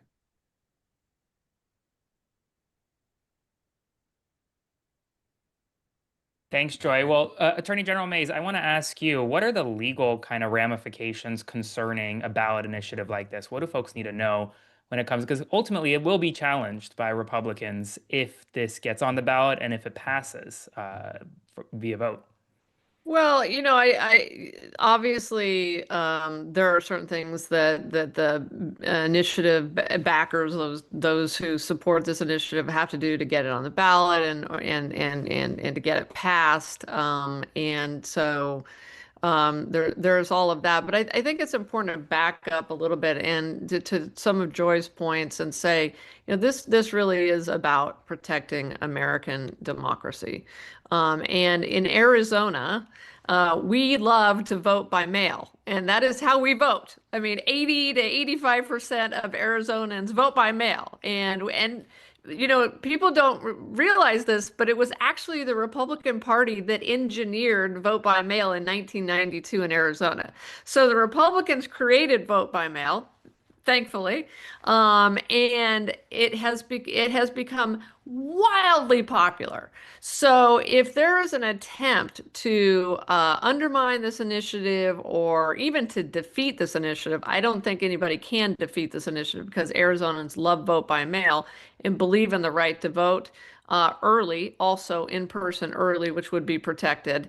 Then they're asking for it. That would be tremendously unpopular. So this is a part of, I think, the effort of Arizonans to push back against the Trump administration, which has systematically been trying to undermine the right of all Americans to vote. And all you have to do is look at some of the lawsuits that I and the other Democratic attorneys general have had to file or defend against. Donald Trump just tried to seize voter rolls throughout this country.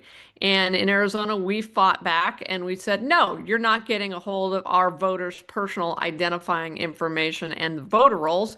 And we won in front of a Republican Trump-appointed judge who said, no, Donald Trump, you can't have the voter rolls in Arizona.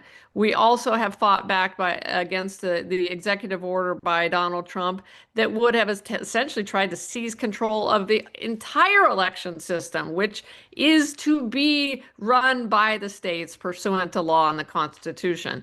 And so, I think this is an effort by Arizonans to ensconce and permanently ensconce the right to vote by mail, which is fabulously popular. Now, Congressman Stanton, I got to ask you, what does the coordination look like between federal officials and state officials when it comes to administering an election like this? And you guys right now are facing the Save America Act in Congress. They're really pushing that hard. What are you doing to combat it on the federal level to make sure that it's not a law nationwide? Well, first off, thanks to Attorney General Kris Mayes, because she has filed many lawsuits protecting the rights of Arizonans against this administration and their overreach. And she's won almost all of them for the betterment of our state and for the betterment of the people of our country. So, Attorney General, really appreciate your leadership in doing that. When we get the majority in Congress, and I think we will after the November elections, we'll be able to do a lot more from our perch other than fighting on the House floor. We'll actually be able to affirmatively move forward with positive legislation. But in the meantime, having the attorneys generals fight so hard for our shared values is very important. Look, in Arizona, we are sick and tired of the big lie. No state has been just hammered by it, exhausted by it, and that's all it is a big lie. The elections here in Arizona have been run well forever, and they continue to be run, and they never weren't run well. even when Donald Trump lost, and the fact that he can't get over it, and the fact that he's putting our fellow Arizonans through this over and over and over again, and sadly getting so many people to lose confidence in elections, not because of anything that election officials have done. They've behaved 100% professional, even in the worst of times, even their death threats that they were facing after the last round of the big lie coming our way. We all respect them so much. Enough is enough, and that's what this initiative really is about, as Arizonans coming together and saying enough is enough. And Joy talked a little bit about, the importance of Arizona. We are probably the most important battleground state in the country, as purple can be. But as long as Republicans keep putting up these election denialism type candidates, we get great elected officials like Chris Mays in statewide office as a result of that. So we don't want them to continue to do it. We want to get back to normalcy in politics, but as long as they're going to behave this way, we're going to keep winning elections here in Arizona. And it's unclear to me whether or not, when Protect the Vote does pass, whether it benefits Democrats more than Republicans. I don't know, but who cares? We just want people to be able to vote as easily, as efficiently. We want to increase access to the ballot box. And this massive voter suppression effort that we're seeing. And of course, Aaron, you mentioned the Save America Act is the latest version of it, is to try to make voting more difficult for people, particularly making it almost impossible to vote by mail, because you'd have to show proof of citizenship each and every time. You have to put a certified copy of your birth certificate in with your ballot every time you mail it. We know exactly what the purpose is to make people discouraged and to make it significantly less participation in elections. That's not acceptable to me.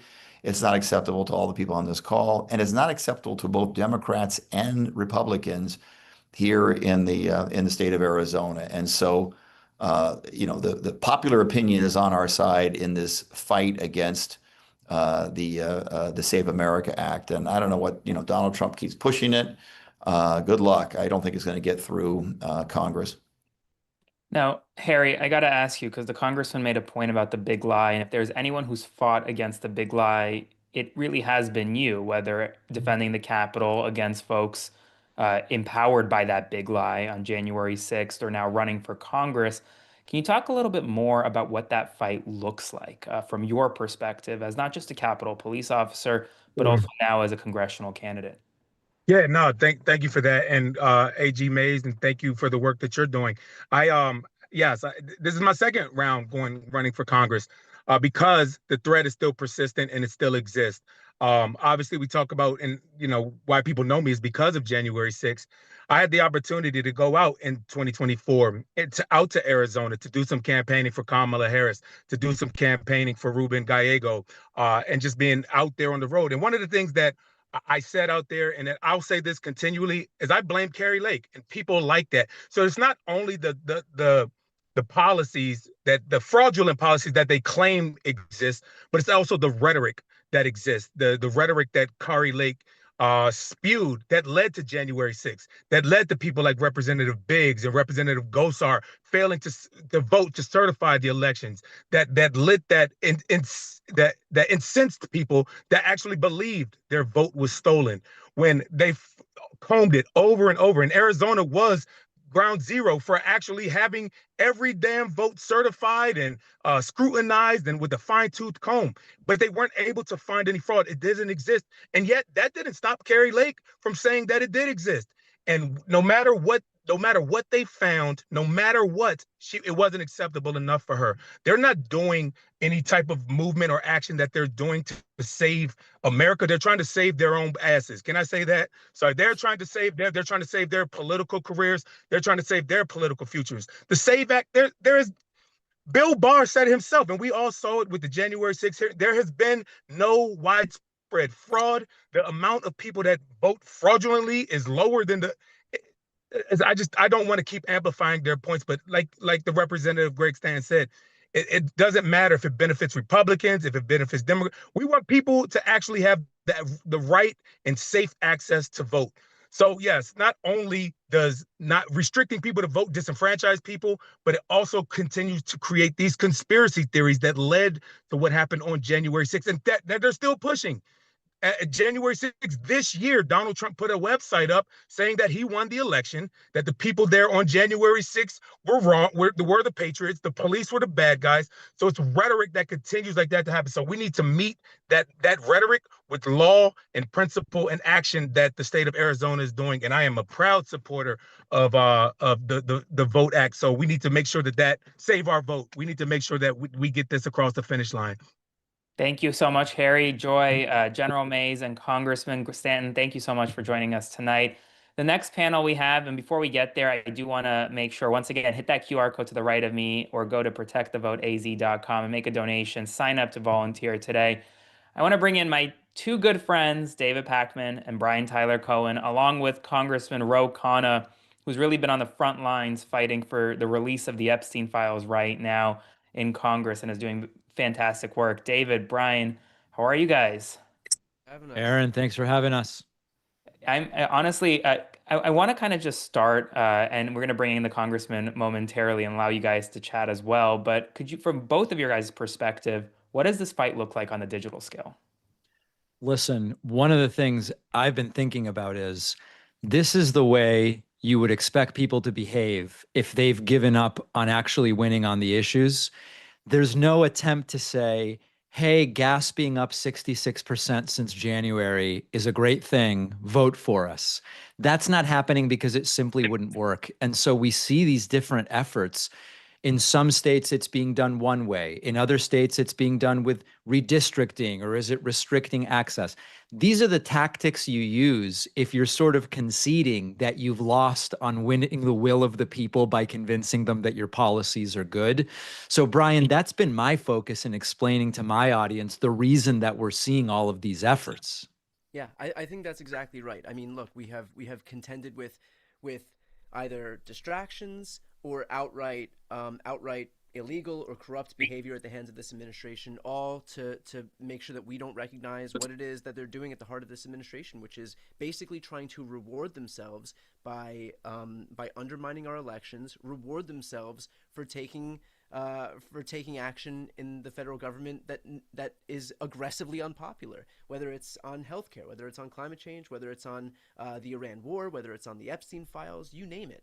And to that end, we're honored here to have Congressman Ro Khanna, who, I just mentioned the Epstein files, has been a leading voice in making sure that we get some transparency and accountability on that issue. So, Congressman, thanks so much for joining us here. Thank you, Brian. 2 times in the same day. I appreciate you. I appreciate your voice and Aaron's, and of course David Pakman's. You guys are just killing it out there, and I just want to thank Yasmin for putting this all together. But this is such a key issue. The Supreme Court decision was just a blow to the entire civil rights movement. And the fundamental issue is not one of legal theory. It's actually not even one of interpretation of the Constitution. It comes down to a very simple fact. Do you believe racism still exists in parts of America? Do you believe we still have racially polarized voting? And anyone who has been to Mississippi or South Carolina or the places where these districts are in question knows that you have racially polarized voting, knows that race is a factor in how people vote. And saying that race should not be a factor doesn't make race not a factor. That may be the ideal, that we want to get to a world where we are post-racial, but for now, race still makes a difference. And what the court decision would do is eliminate hard-fought districts, Clyburn's district, Benny Thompson's district. Clyburn didn't get a district in South Carolina. We didn't have a black member of Congress for almost 100 years, till 92. Eliminate those districts, which may not affect us in 2026. It may not affect our current members, but would totally squelch the next generation of black leadership coming from the place that gave us the civil rights movement. It is a enormous blow. We should be much more vocal about it, mobilizing and explaining people why this is reversing the civil rights movement. And it needs to be one of our highest priorities to pass the John Lewis Voting Rights Act when we have a trifecta again, to have term limits on the Supreme Court, to expand the court, and to fight the structural power that is trying to reverse the civil rights movement. If I could ask a quick question on that, I'm actually glad that you brought up expanding the Supreme Court because, you know, we spend so much time trying to make everything work that we need to make work, meaning we have to elect a Democratic majority in the House, a Democratic majority in the Senate, a Democratic president. When we do that, we then have to, all the stars have to align so the filibuster could be eliminated. Then we have to pass a new Voting Rights Act that actually fixes a lot of the issues that we're contending with right now. But on the other end of all of that, all of those things that have to go perfectly, is a 6-3 conservative court that has just shown us, broadcast, that they're willing to strike down any law that doesn't comport with their political ideology. And so I think it's important to talk about this now, because when we actually do get power back, and I believe we will get power back, it feels like it would be a waste of time to spend what little time we have negotiating whether or not we should do this, as opposed to just doing this. And so my question for you, Congressman, is do you think that Democrats are on board with this idea of actually exercising our full breadth of power when we get it, so that we're not in a position where we were in the beginning of Joe Biden's presidency, where, okay, we finally have a Democratic majority, we can eliminate the filibuster, and then, you know, we have a couple of Democrats who aren't willing to do it, and then suddenly, you know, the broadest agenda that we have doesn't get passed? Democrats are not only on board, that is their expectation, that we will exercise power in an energetic, assertive, and bold way, with an energetic constitutionalism. They don't want the next Democratic president saying, well, I'm just going to ignore what Congress says as a statute and I don't care. But they want the Democratic president to use every legal means to get the agenda through. Well, there's no constitutional prohibition against eliminating the filibuster. There's no constitutional prohibition against invoking Section 1881 to start to expand Medicare to populations that have emergency needs. You can do that on day one. There is no constitutional provision that prohibits calling a constitutional convention in the first 100 days of an administration that says we're going to overturn Citizens United, and if Congress isn't going to do it, we're going to start debating this in state legislatures across the country. There is no constitutional prohibition on term limits on the Supreme Court or expanding the Supreme Court. So we need to exert our powers in the most assertive, affirmative ways, also holding people accountable while recognizing that it's a constitutionalism, and that's what differentiates us from Trump. I'll remind our audience that 500,000 signatures are what are being sought here in Arizona. It would be great to be safe to get 600,000. You want to have some buffer there. And if people want to find out about volunteering and getting involved, you can go to protectthevoteaz.com. You know, Congressman, I'm reminded of this. My lawyer, I would never say this, but my lawyer friends say there's this phrase in the legal world: when the facts aren't on your side, you argue process. And when process isn't on your side, you argue facts. We have a situation right now where the Republican Party is not arguing facts, and they are not trying to make it easier and more and simpler to go out and vote and express what may be your displeasure or maybe your pleasure with what's going on. What do you take from the behavior of the Republican Party in all of these different states to grasp at whatever straw they have to maybe make it harder for people to vote and express their will and their disapproval for what this administration is doing? Do those seem like the actions of a party confident that they've done a good job? Well, obviously, they know that the president's approval numbers are below 40%.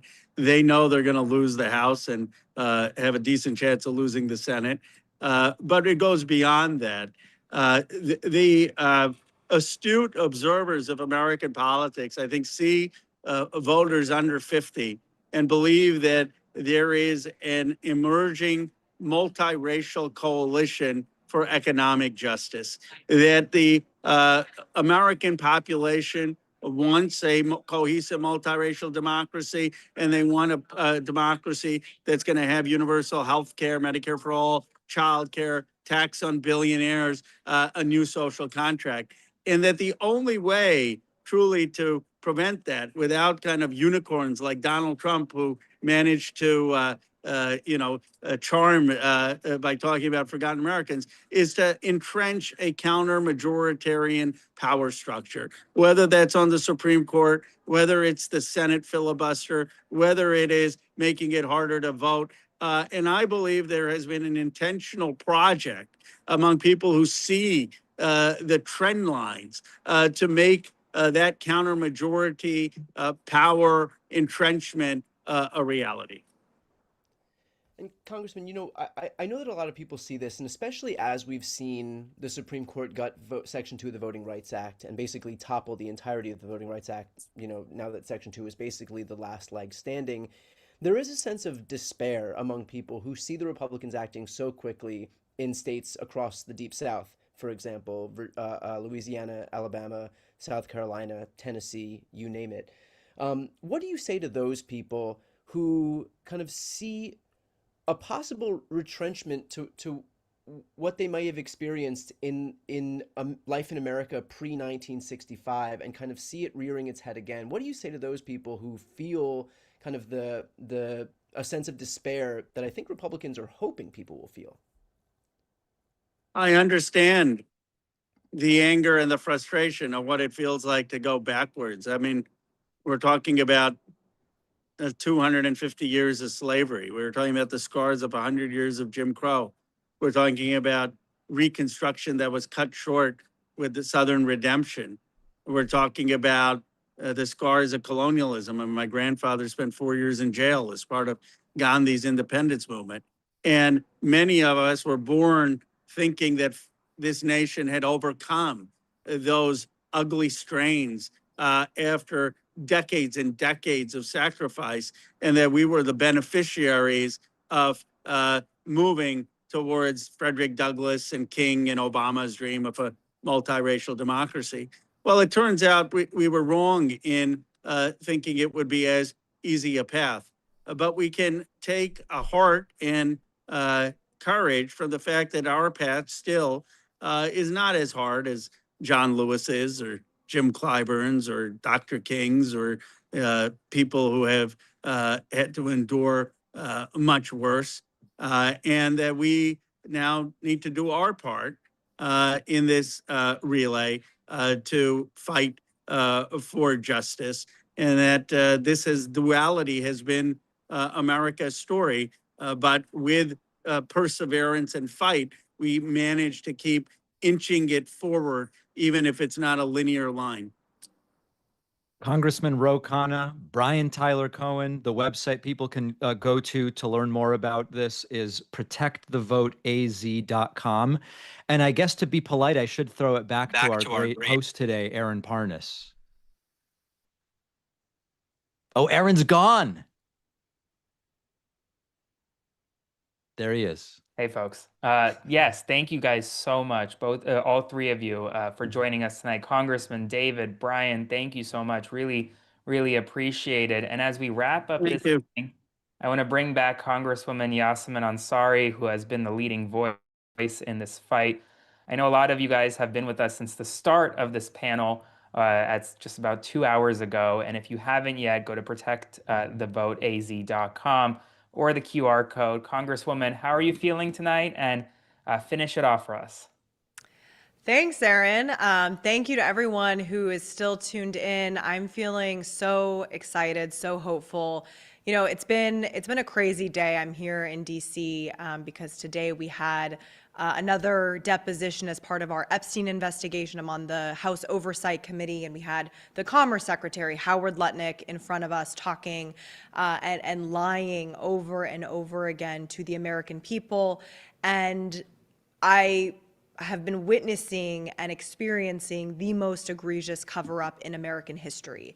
And that cover-up and what the Trump administration is doing in regards to their refusal to bring justice to the survivors of Jeffrey Epstein is just one part of the story. And there is this massive trend right now with the Trump administration of distraction after distraction after distraction as they go after our rights, as they take away our health care, as they make life more expensive and less affordable for everyday Americans. We are in the midst of a wildly illegal and reckless war with no end in sight. And then, of course, as we've been talking about tonight, we are seeing Donald Trump and Republicans all over the country go after our voting rights, whether it's the SCOTUS decision from last week to Republicans in Arizona who are trying to end mail-in voting and suppress voters. So it is campaigns like this and movements like this, Protect the Vote Arizona, that keep me so hopeful. And that's why I'm so excited to be chairing this campaign and why I'm so excited to have so much support from around the country, because what happens in Arizona, just like what happened in California with redistricting, just like what's been going on in Virginia, we have to lead in this fight, and we have to show that when people come together and organize from the ground up, we can win. And so I just want to end with one more huge call to action tonight for anyone still tuned in. Please get involved. We have huge goals we have to hit. 500,000 signatures by July 2nd. We're going to make it happen, but we're going to need all of you to be part of that fight to make it happen. So please go to protectthevoteaz.com, sign up to volunteer, grab a petition, signature sheets from us, and collect them in your neighborhoods, at coffee shops, at local businesses, and get them back to us. And if you're not in Arizona, please chip in. If you're still watching, if you could chip in $5, $10 today to help our efforts to make sure we can get people on the ground knocking on doors to collect these signatures, we know we can win, and we will stand up to Donald Trump. We will stand up to extremism, and we're going to win. I know we're going to win. We're going to win. Heard it here first.